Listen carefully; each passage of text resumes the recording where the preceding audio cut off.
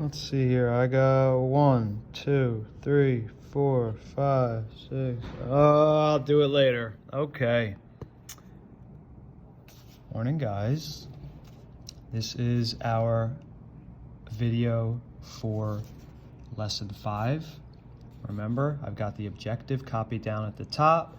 Students are going to perform rotations around a certain point and label the rotated images. So today is the 22nd, and we are going to start talking about rotations.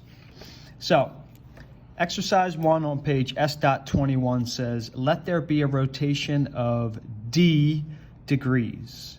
So when we talk about how far something is turning, we talk about how many degrees it is, like an angle being a certain amount of degrees.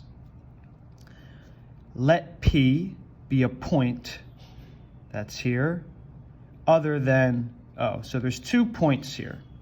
There's this point, O, and P. So it says select D so that D is greater than 0. Find our new P prime using a transparency. Well, you guys don't have transparency, so we're going to look at how we do this without it. You're going to need a little piece of paper. Okay, you can rip it out. I just ripped this piece of paper out. So when we're rotating, it's important to remember there's always a point that stays still. So it tells us we're going to rotate of a certain amount of degrees around center 0. That means this point is going to stay still.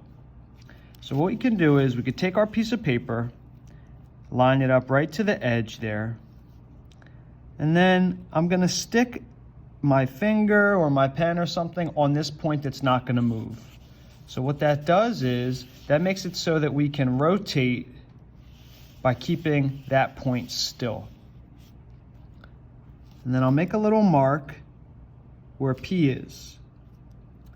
So now I'm going to keep this point still, point O, and I'm going to rotate. Which direction? Should I go left or should I rotate right? And what tells us that is the degrees is greater than 0. It's positive. So if the degrees are positive, we're rotating to the right. So let's set this up. I'm going to put my point that isn't moving. I'm going to put that right at P. And then how far we go doesn't matter. But I'm going to go to the right direction. Positive, positive, positive, positive, positive. That's good. I'm going to put my point here. Move my paper. Label it P prime. And we rotated around point 0 in a positive direction. So now what you're going to do in example 2 is the same thing, except here we're going to rotate d degrees, let P be a point, but our degrees is so that d is less than 0, negative, which means when you do number 2, instead of rotating in a positive direction, you're going to rotate in a negative direction, making sure that this point stays still, right?